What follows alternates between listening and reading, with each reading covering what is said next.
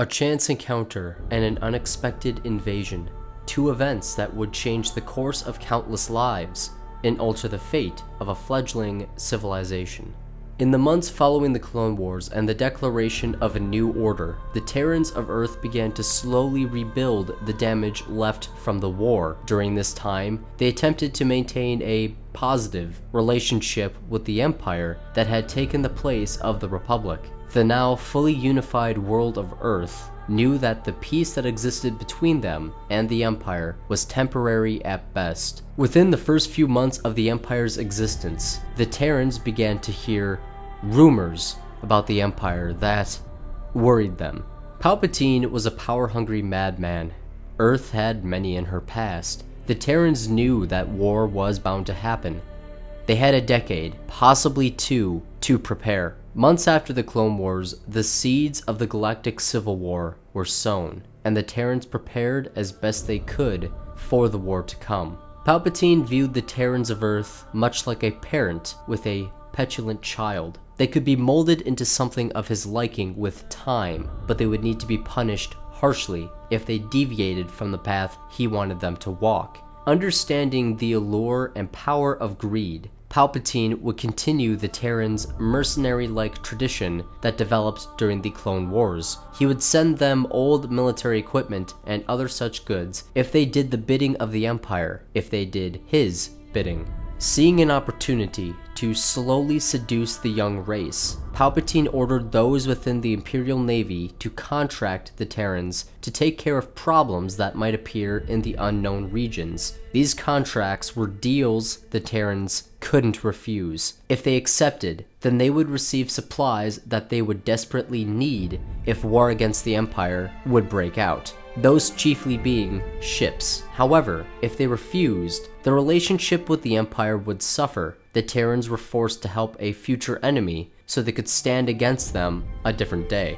The Terrans' fierce pride and independence made these contracts a hard pill to swallow, but they swallowed nonetheless. Better to extend one arm in friendship with a knife in the other than to be stabbed outright. After the smuggler Booster Terek gave Imperial Captain Voss Park the slip into the unknown regions, Captain Anderson, a veteran of the Clone Wars, was given the Imperial contract to capture the smuggler and return him to the Empire. United Earth Command gave this task to Anderson because he is in command of the UES Cerberus, the first of its class. The Cerberus is a carrier battleship hybrid designed to go toe-to-toe with the new ISB-1 Star Destroyers, which are slowly becoming the main warship of the Galactic Empire. By sending the Cerberus, they were sending the Empire a clear message: we will fight back.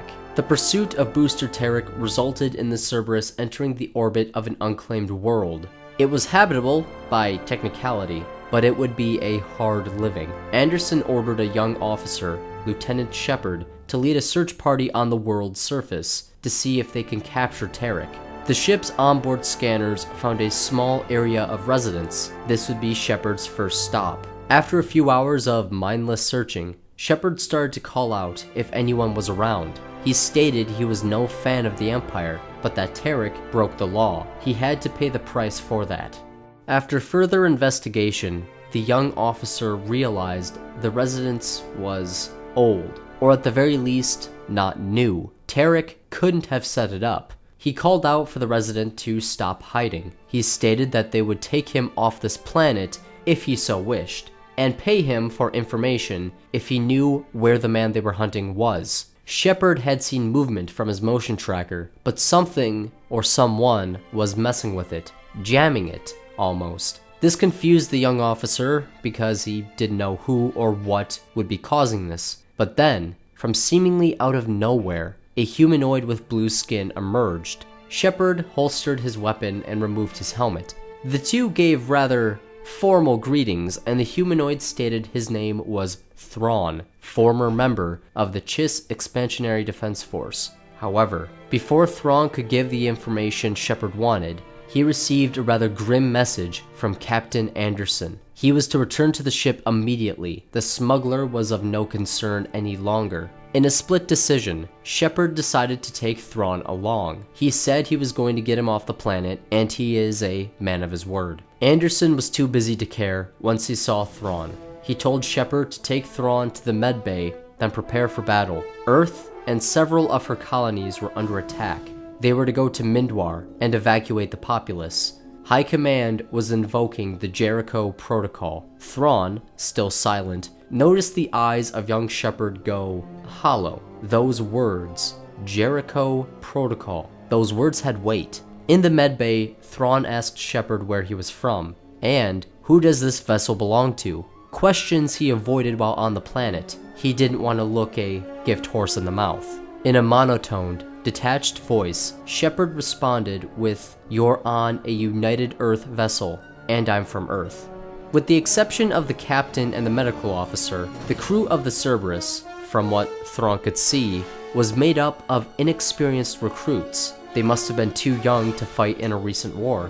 During his time with the Defense Force, Thrawn heard of the Terrans but paid them no heed.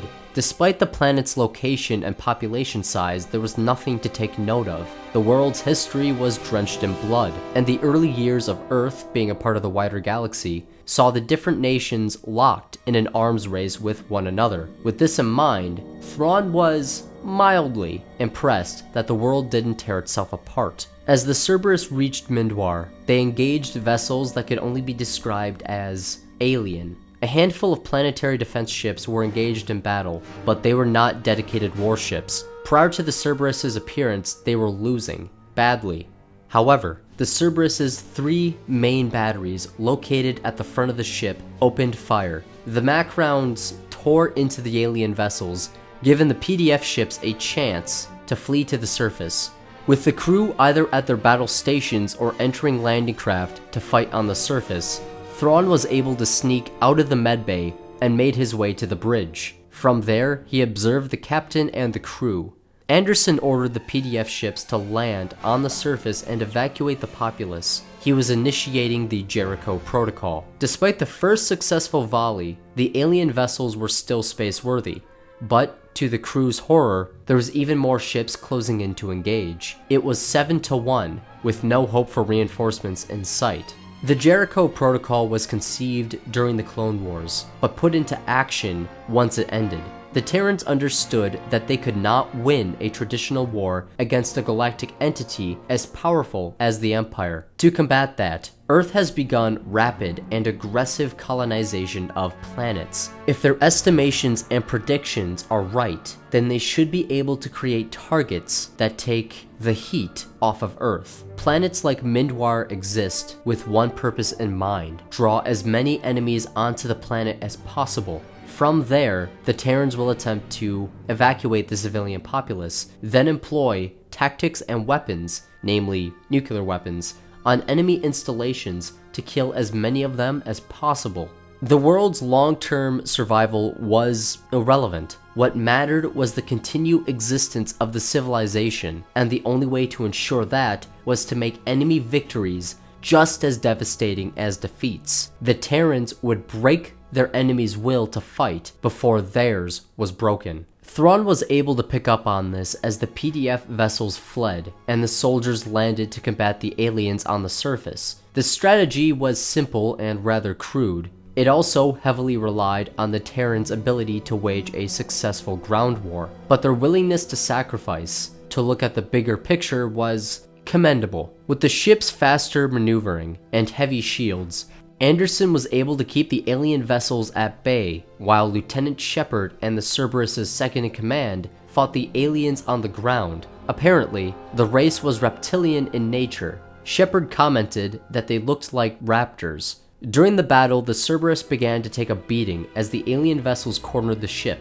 The bridge took a direct blow, and the concussion of the blast sent Anderson flying into a wall. Thrawn rushed over to check if he was still alive. He was, but barely. The bridge itself was in disarray. With their captain unconscious and several severe injuries, the inexperienced crew looked for someone to take command. Not wanting to die, Thrawn assumed that command. Immediately, he ordered those who couldn't do their job to go to the medbay. They were a liability. He also ordered a pair of distraught guards to take the captain to the medbay, but be careful. His neck might have been broken when he hit the wall. For a moment, the Terrans were reluctant to follow the commands of a stranger, but another blast hit the Cerberus, and it rattled everyone awake. With no other suggestions, the crew did as Thrawn ordered. The planet of Mindwar had 2 moons that orbited the world. The shields of the Cerberus were almost down, and the 3 main batteries weren't very effective at close range.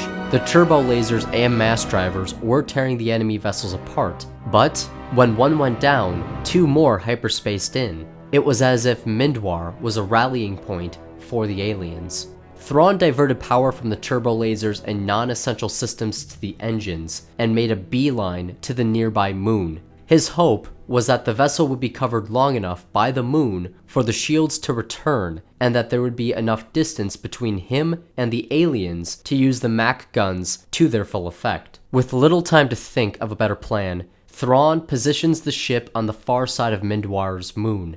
The shields regenerate as the alien fleet closes in. Following the moon's rotation, Thrawn positions the vessel's main batteries and opens fire. Targeting 3 damaged vessels, Thrawn is able to take a bite out of the fleet and create an opening, allowing him to make another beeline to the other moon and reload the mech guns. For hours, Thrawn continues to do this and other variations. Despite the destruction he inflicts upon the alien fleet, more just keep coming. As time passes, Thrawn receives a frantic message from Lieutenant Shepard. The commander had been killed, and the world is swarming with the Raptor-like aliens.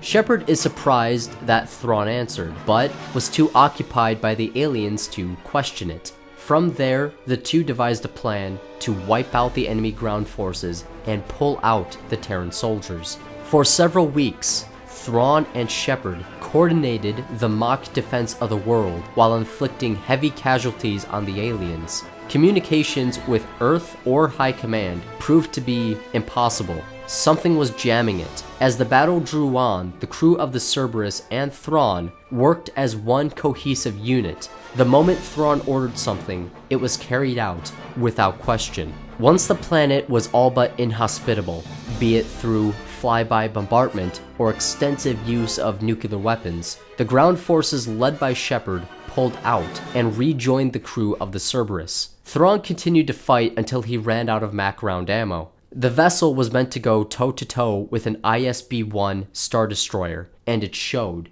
When put into the proper hands, the Cerberus was an almost unstoppable war machine. With all of the Mac round ammunition expended, Thrawn pulled out and jumped to Earth with the aid of the crew. The losses of aliens were staggering. The Battle of Mindwar would later be marked as one of the most devastating victories during the rather short CZ-Rook War. At Earth was the full might of the United Earth Fleet. While Thrawn and Shepard led the Mindwar campaign, the scattered Terran fleet went from colony to colony, kicking out the aliens, and once that was done, regrouping at Earth. The Cerberus was hailed, and seeing someone who wasn't Anderson commanding the ship, the Terrans locked onto it with a tractor beam and began to question the strange alien. With testimony from Shepard, the crew, and a semi-conscious Captain Anderson, Thrawn was not only allowed to stay on the ship without getting imprisoned, but High Command offered him work as an independent contractor for the duration of this war. The Terrans needed experienced officers, and Thrawn proved he was more than capable. With the ability to remain in command of the Cerberus, Thrawn accepted, a choice he would soon come to believe was the right one. During the battle for the colonies, Admiral Hackett was able to get men aboard an alien vessel and capture it. It must have been a command ship, because with the aid of foreign hackers, the Terrans were able to pry information off of the nav computer and information database. They found where these aliens had come from, and they found a copy of the invasion plan. The battle for the ship was a gruesome one. However, the information proved to be worth the cost of life. Hackett presented the information to Thrawn and said he would be coming with him. They were to engage the aliens' second front before they attacked their home systems. They were to go to the other side of the unknown regions. They were going to aid in the defense of the Chiss Ascendancy. With the crew of the Cerberus at his back and the 5th Fleet standing beside him, Thrawn, an exile among his people, was returning home. The Chiss, despite their isolationist nature, were not to be taken lightly in a fight. There is a reason why the aliens focused the bulk of their invasion on them. As the Fifth Fleet dropped out of hyperspace and descended upon an ongoing battle, Hackett made his intentions clear. He wished to aid the Chiss, for they had the same enemy. The Chiss did not need the aid of the Terrans. That was apparent, and the Terrans knew it. But if the Terrans were to make a push into the alien space, they would need help. After every battle where the Chiss and Terrans fought together, their relationship grew a bit more positive. In the back of his mind, Hackett was hoping that working together for this conflict could one day lead to a mutually beneficial friendship. The Terrans needed friends, and when most of the galaxy was controlled by an evil madman, friends were in short supply. When asked by Thrawn why he was doing this, Hackett was blunt and honest. They wanted to help the Chiss because they wanted to have a good relationship with them. The Empire was a threat, and the best way to avoid war was to grow and become a strong civilization in their own right. If they were to do this, they needed friends who were willing to trade, cooperate, and more importantly, not attack them. Hackett tells Thrawn the Republic was flawed, but civilizations cooperating and working together for a common cause was a good idea. Earth cannot survive on its own.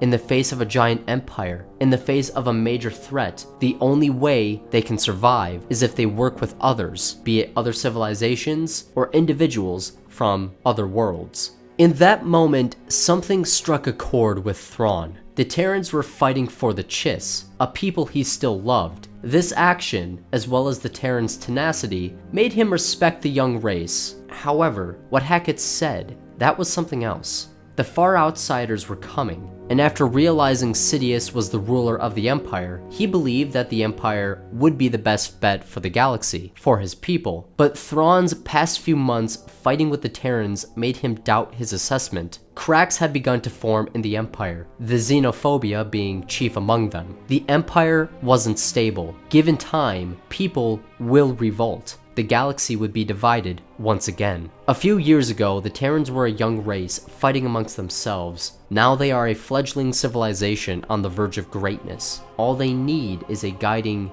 hand.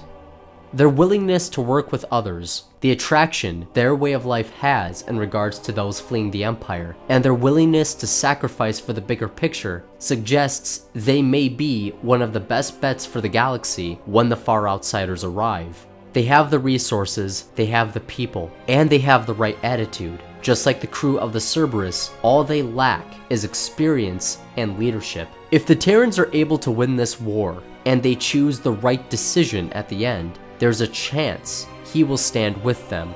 With the aliens finally pushed out of Chiss space, Hackett shows their mutual ally the location of the CZ Rook's home systems, their Imperium. After convincing the Chiss that it would be best if they fought together, both the Ascendancy and United Earth forces prepared their joint invasion of the CZ Rook Imperium. Alright guys, that's all I have for this episode. Hopefully the next part will actually happen and not be too far away. Things have been nuts, but yeah. Tell me what you thought about this. I didn't go with the idea of Thrawn defecting because, I don't know, that seems kind of out of character for him. So I went this route, incorporating elements of, the Terrans fighting alongside the people he loved, and kind of them having a predisposition of having Thrawn's attitude in a roundabout way. They view things in kind of the same way. So I hope that, logically fit. So, I've been Boofire1on1. I hope you've enjoyed this video. I'll see all you guys next time. Goodbye.